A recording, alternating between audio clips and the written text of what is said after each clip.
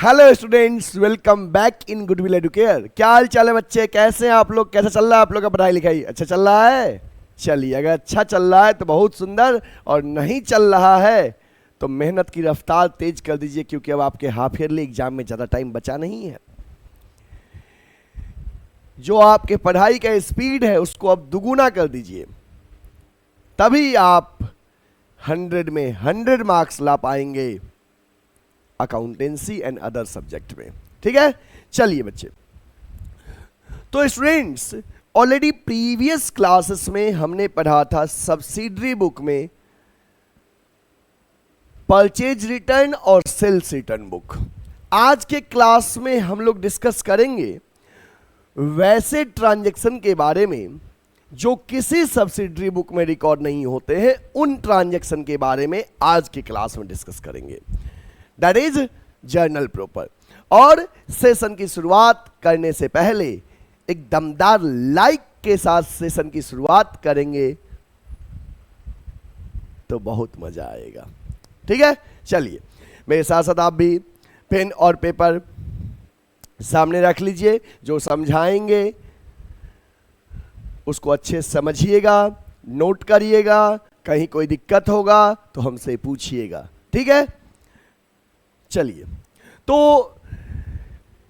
आज हमारा डे 4 है, पार्ट 4 है सब्सिडरी बुक का। पार्ट फर्स्ट में मैंने परचेज बुक डिस्कस किया, पार्ट सेकेंड में मैंने सेल्स बुक डिस्कस किया, पार्ट थर्ड में हमने return book that is purchase return sales return discuss किया, और आज पार्ट 4 है। आज हम लोग डिस्कस करेंगे ऐसे ट्रांजैक्शन जो किसी सब्सिडरी बुक में नहीं जाते हैं। ठीक है, चलिए। तो मेरे साथ साथ आप अच्छे से समझिएगा और नोट करिएगा। दैट इज आज का टॉपिक है जर्नल प्रॉपर, और इस जर्नल प्रॉपर को जनरल जर्नल भी कहते हैं। क्या होता है बच्चे जर्नल प्रॉपर? सुनो बच्चे, सब्सिडरी बुक में कई सारे सब्सिडरी बुक होते हैं जो कि आपको हमने ऑलरेडी बता चुका हूं। जैसे एक होता है कैश बुक। कैश बुक क्या होता है? कैश बुक एक ऐसा बुक होता है जो केवल कैश ट्रांजैक्शन को रिकॉर्ड करता है। क्रेडिट ट्रांजैक्शन कैश बुक में रिकॉर्ड नहीं होता है। इसके बाद आपने पढ़ा purchase book. Purchase book records all those transaction of goods which was purchase on credit. जो गुड्स उधार में खरीदे वो परचेज बुक में, जो कैश में खरीदे वो कैश बुक में। तो कैश बुक में सभी कैश ट्रांजैक्शन जाता है। जिस भी ट्रांजैक्शन से कैश का इनफ्लो हुआ है या आउटफ्लो हुआ है वो कैश बुक में रिकॉर्ड होगा। परचेज बुक में केवल credit purchase of goods. Accordingly sales book records only credit sale of goods. जब भी गुड्स उधार में बेचेंगे तो सेल्स बुक में रिकॉर्ड करेंगे। After that purchase return book.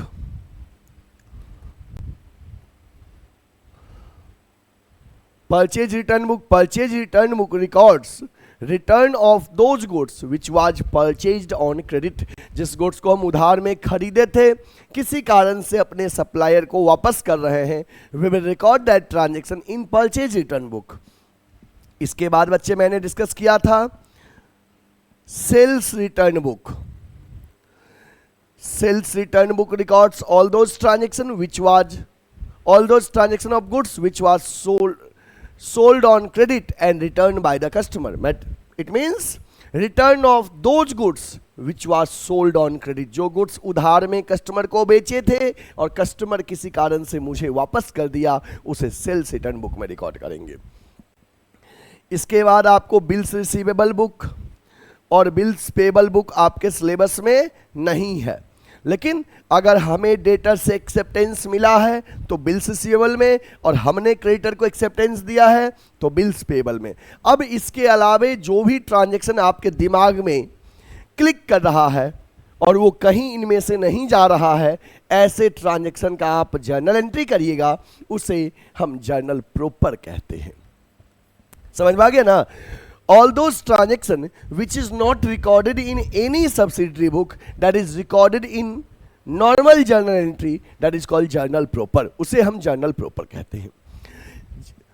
देखिए क्या लिखा है, after the sub division of journal into various subsidiary book, जब जर्नल के ट्रांजेक्शन को हम अलग अलग सब्सिडरी बुक में सब डिवाइड कर देते हैं, ट्रांसफर कर देते हैं, तो journal remains only a residual book, residuary book मतलब कि बचा खुचा, which only in which only those transactions are recorded which cannot be recorded in any other subsidiary book. ऐसे ट्रांजेक्शन फिर जर्नल में रिकॉर्ड करते हैं जो किसी सब्सिडरी बुक में नहीं जाता है, उसे जर्नल प्रॉपर कहते हैं.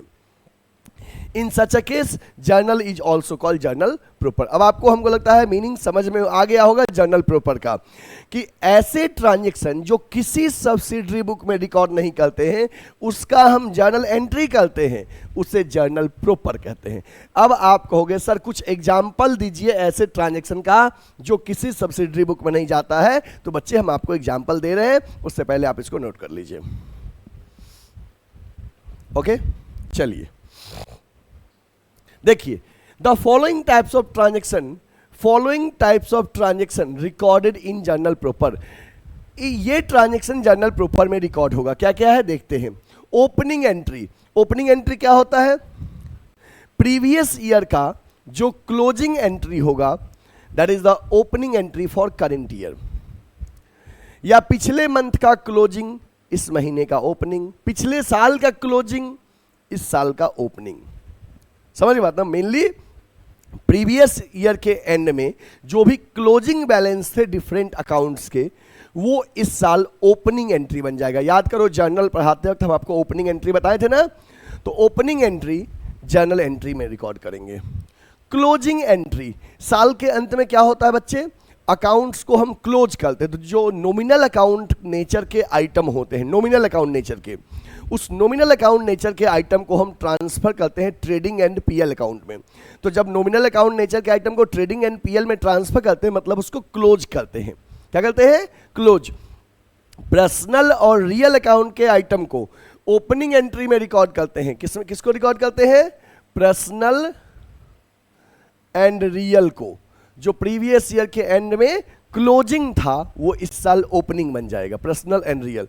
और क्लोजिंग एंट्री करेंट ईयर का जो रहेगा, जो नॉमिनल अकाउंट रहेगा, उसको हम क्या करते हैं बच्चे, trading and profit and loss account में ट्रांसफर करके क्लोज करते हैं. इसके बाद है ट्रांसफर एंट्री. ट्रांसफर एंट्री का मतलब क्या होगा, एक अकाउंट को दूसरे अकाउंट में ट्रांसफर करने को ट्रांसफर एंट्री कहते हैं. जैसे ड्राइंग के बैलेंस को कैपिटल में से माइनस करोगे, कैपिटल अकाउंट में ट्रांसफर करोगे, this is transfer entry. Adjustment entry, जब आप लोग फाइनल अकाउंट पढ़ेंगे, trading account, PL account, balance sheet, at that time क्या होता है, अगर कुछ ऐसे आइटम है जो अनरिकॉर्डेड रह गया, रिकॉर्ड नहीं किए, उसका हम एडजस्टमेंट करते हैं, that is called adjustment entry. And rectifying entry, एक चैप्टर है बच्चे आपका रेक्टिफिकेशन ऑफ एरर. उसमें क्या आप लोग पढ़ेंगे कि ऐसे ट्रांजैक्शन जिसमें हमसे मिस्टेक हो गया है, इधर रिकॉर्ड ही नहीं हुआ, या कम रिकॉर्ड हुआ, या ज़्यादा रिकॉर्ड हो गया, या दूसरे अकाउंट में रिकॉर्ड हो गया, रॉन्ग साइड में रिकॉर्ड हो गया. तो जो मिस्टेक हुए हैं, जो एरर हुए हैं, उसको रेक्टिफाई करने का एंट्री भी जर्नल एंट्री में करेंगे, उसे रेक्टिफाइंग एंट्री कहते हैं. तो बच्चे ये हमें पढ़ना है, opening entry, closing entry, transfer entry, adjustment entry, rectifying entry, ये हमें जर्नल एंट्री में करना है. इसके अलावा मिसलेनियस एंट्री. मिसलेनियस एंट्री में क्या आएगा, purchase of assets on credit. Assets उधार में खरीदेंगे. अगर आपने एसेट्स कैश में खरीदा, वो तो कैश बुक में चला गया, बट एसेट्स उधार में खरीदा, ये किसी बुक में रिकॉर्ड नहीं हुआ. किसी के दिमाग में अगर आ रहा होगा परचेज बुक, तो बच्चे परचेज बुक में क्रेडिट परचेज ऑफ एसेट्स नहीं रिकॉर्ड करते हैं. क्या रिकॉर्ड करते हैं, credit purchase of goods, not assets. तो अगर एसेट्स उधार में खरीदे, we will record that transaction in journal entry, that is called journal proper. Cell of assets on credit, अगर एसेट्स उधार में बेचेंगे तो भी उसका जर्नल एंट्री में रिकॉर्डिंग करेंगे. Writing of bad dept, bad डेप्ट होगा तो वो भी जर्नल एंट्री में जाएगा. और सुनो, अगर कोई इंसॉल्वेंट होगा, उसके इंसॉल्वेंसी की वजह से अगर हमें कुछ पैसा मिल रहा है और कुछ डूब रहा है, जो मिल रहा है वो कैश बुक में जाएगा, और जो डूब रहा है, बैड डेप्ट हो रहा है, वो जर्नल एंट्री में जाएगा, that is journal proper. Discount allowed and discount receive, bills receivable receive, bills payable issued, endorsement of bills receivable to a creditor, अगर किसी क्रेडिटर को हम बिल्स रिसीवेबल इंडोर्स कर दिए, dishonoured of bills receivable not discounted with bank. ध्यान रखना है, ऐसे बिल जो डिजॉनर हुआ जिसको आप बैंक से डिस्काउंट नहीं करवाए हो, अगर बैंक से डिस्काउंट करवाए हो तो वो डबल कॉलम कैशबुक में जाएगा, बैंक कॉलम से घटेगा। Cancellation of bills payable, goods taken by proprietor for personal use, goods given as charity for free charity और free sample, abnormal losses of stock और loss by fire, loss by accident, all these transactions are recorded in journal entry. These transactions do not find any space in subsidiary books, so these transactions are recorded in journal entry, so it is called journal proper. Journal proper is nothing, it is similar to journal entry. ऐसे transaction जो किसी subsidiary book में नहीं जा पा रहे हैं उन ट्रांजेक्शन का हम जर्नल एंट्री कहते हैं, उसी को जर्नल प्रॉपर कहते हैं। क्लियर है? चलिए इन ट्रांजेक्शन को नोट कर लीजिए आप।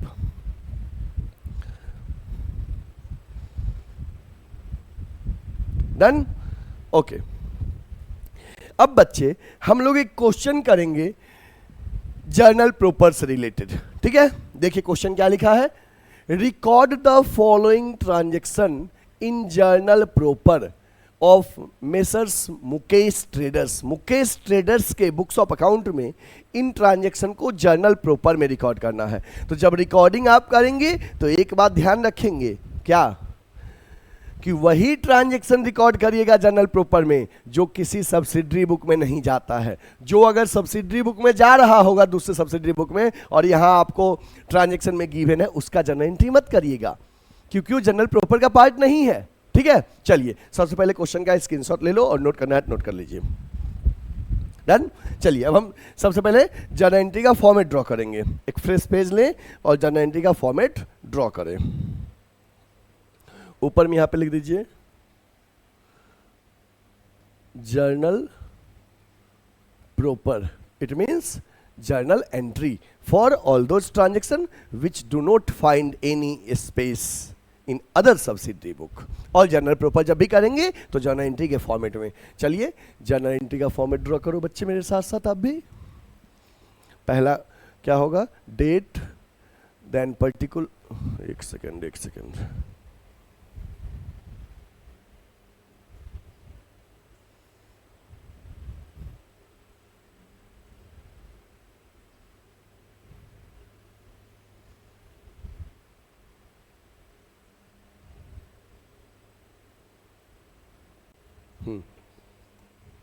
date, then particulars,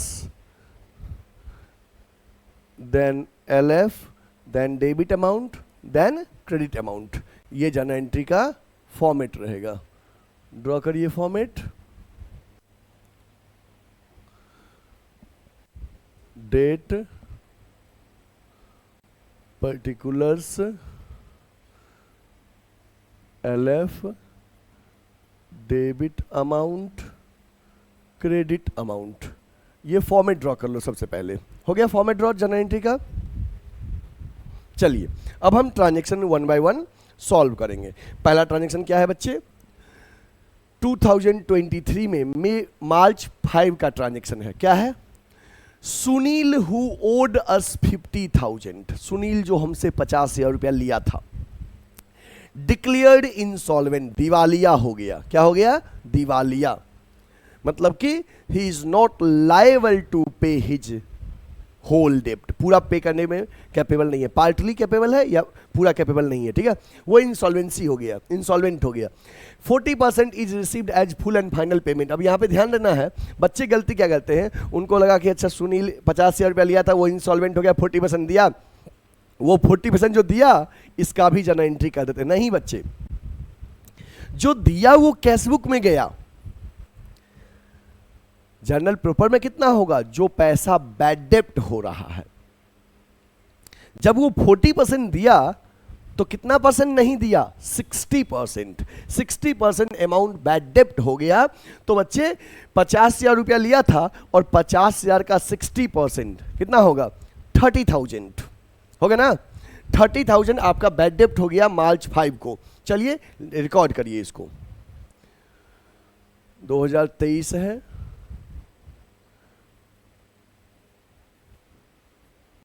तो बैड डेप्ट हुआ, bad debts account debit to Sunil, कितना? 50,000 का 60%, 30,000।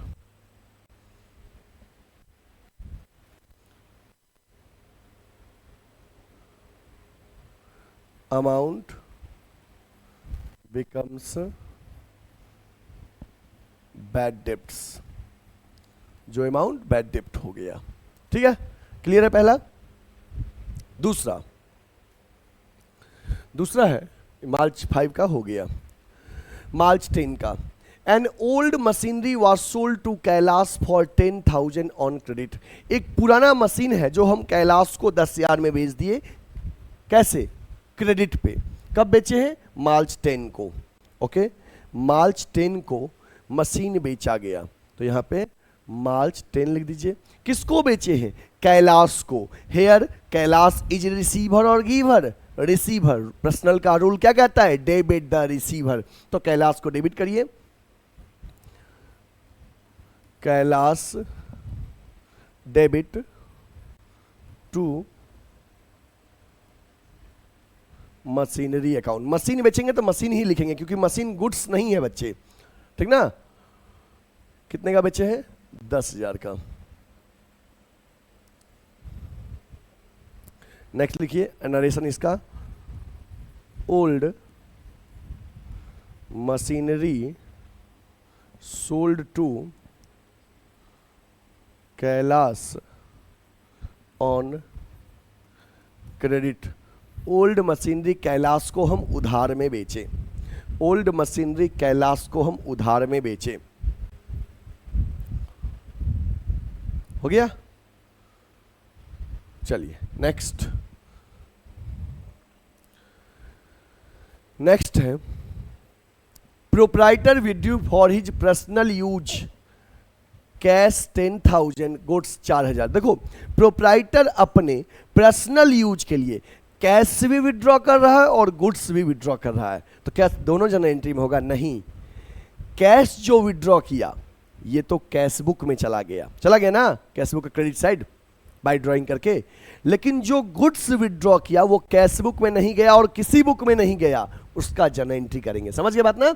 यहां पे ध्यान रखना है कि प्रोप्राइटर जो कैश विड्रॉ किया है ये सब्सिडरी बुक में नहीं जाएगा, क्योंकि ये कैश बुक में चला गया, ठीक है। और वो गुड्स जो विड्रॉ किया है ये सब्सिडी मतलब कैश जो विड्रॉ किया वो जनरल एंट्री में नहीं जाएगा, क्योंकि वो कैश बुक में चला गया। और गुड्स जो विड्रॉ किया वो जनरल एंट्री में जाएगा। कितने का? मार्च 12 को 4,000 रुपए का गुड्स विड्रॉ किया है, मार्च 12 को। लिखिए March 12 drawing account debit to purchases account 4,000। बस गुड्स विड्रॉ किया है उसी का एंट्री करेंगे। लिखिए narration, goods withdrawn by proprietor for personal use। Goods withdrawn by proprietor for personal use। Note कर लीजिए इसको नोट कर लीजिए। 3 एंट्री हो गया। आगे देखिए अब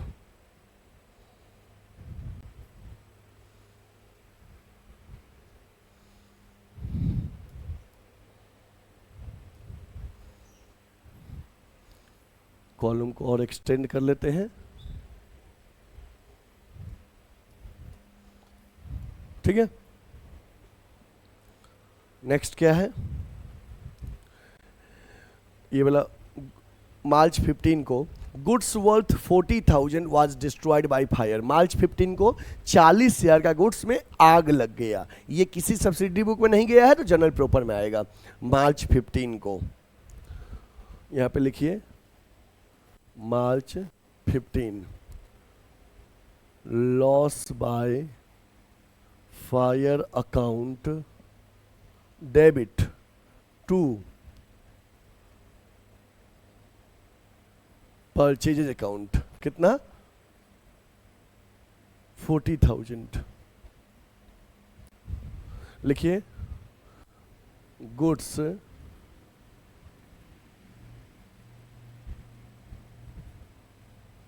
goods destroyed by fire. Goods destroyed by fire हो गया। नेक्स्ट, मार्च 20 को insurance company admitted a fire insurance claim 25,000। Insurance company fire insurance claim admit किया 25,000। तो बच्चे यहाँ पे मार्च 20 को इंश्योरेंस कंपनी क्लेम एडमिट किया 25,000, मार्च 20 को। तो यहाँ पे लिखिए March 20 insurance company loss by fire का क्लेम एडमिट किया। तो उसका एंट्री करिए, insurance company account debit to loss by fire account. कितने क्लेम एडमिट किया? 25,000 का। लिख दीजिए claim admitted by insurance company. Insurance company claim admit किया। हो गया। नेक्स्ट क्या है? नेक्स्ट है मार्च 22 को a bills receivable for 10,000 endorse to mister Mehta. 10,000 का बिल्स रिसीवेबल मिस्टर मेहता को इंडोर्स कर दिए मार्च 22 को। लिख दीजिए मार्च 22 बिल्स रिसीवेबल मेहता को इंडोर्स किए, तो mister Mehta is receiver, debit the receiver. लिखिए mister Mehta debit to bills receivable account. कितना बिल रिसीवेबल इंडोर्स किए? 10,000। ठीक है, लिख दीजिए bills receivable endorsed to mister Mehta. Bills receivable endorsed to mister Mehta. Mister Mehta को बिल्स रिसीवेबल इंडोर्स कर दिए। हो गया। नेक्स्ट मार्च 31 का wages outstanding for March 2023 15,000। Wages outstanding है मतलब पे करना बाकी है। अगर वेजेज पेड रहता तो कैश बुक में जाता, आउटस्टैंडिंग है पे करना बाकी है, दैट इज जर्नल प्रॉपर में रिकॉर्ड होगा। वेजेज आउटस्टैंडिंग है 15,000।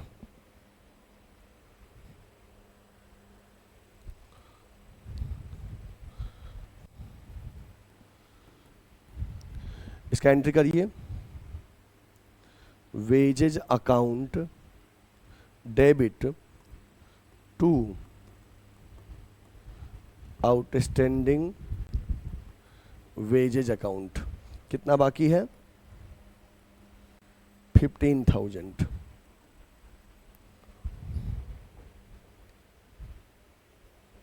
नरेशन लिखिए wages outstanding for March. Next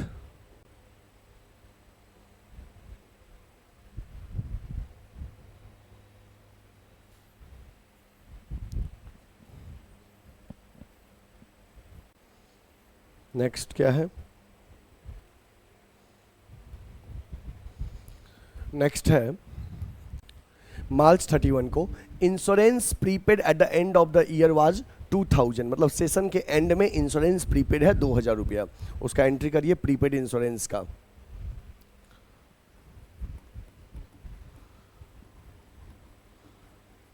prepaid insurance account debit to insurance account. बच्चे इंश्योरेंस अगर प्रीपेड है तो प्रीपेड इंश्योरेंस अपना एसेट्स है, एसेट डेबिट और इंश्योरेंस को क्रेडिट कर दिए। कितना है, कितना प्रीपेड था, 2000 लिख दीजिए।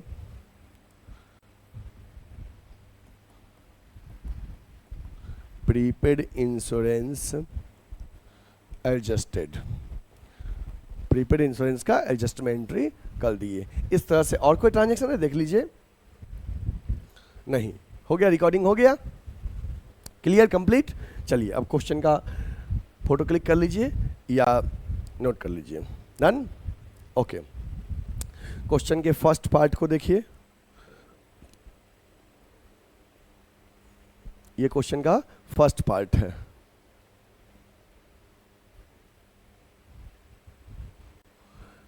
शुरुआत के 3 एंट्री का फोटो ले लीजिए, नोट कर लीजिए। हो गया, done, okay. Next,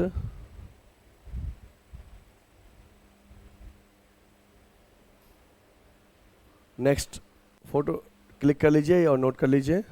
done, okay. Next, अब सबको एक साथ कर दें।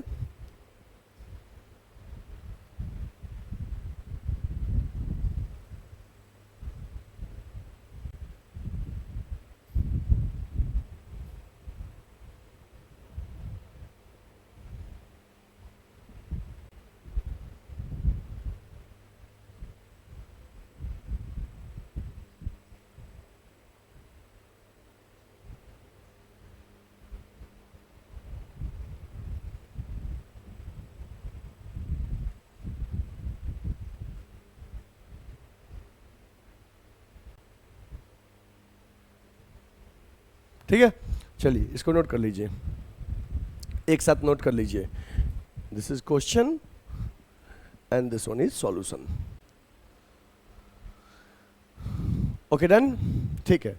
अब बच्चे इस तरह से आपका सब्सिडरी बुक कंप्लीट हो गया। अब आप सब्सिडरी बुक के कोई भी क्वेश्चंस बनाएंगे आपसे बन जाएगा। सब्सिडरी बुक बहुत ही एक इजी सा चैप्टर था। अब सब्सिडरी बुक में आपको कहीं कोई दिक्कत नहीं होगा।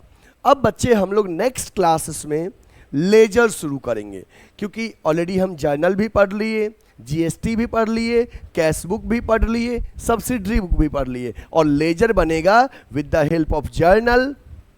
कैश बुक के भी बेसिस पे बन सकता है, सब्सिडरी बुक के बेसिस पे भी बन सकता है। तो जब ये सभी चैप्टर पढ़ लिए, अब जब हम लेजर पढ़ेंगे तो अच्छे से समझ में आएगा, कहीं कोई दिक्कत नहीं होगा। हाँ, अगर आप सब्सिडरी बुक से पहले, कैश बुक से पहले लेजर पढ़ते तो लेजर बनाने में दिक्कत होता, ठीक है ना।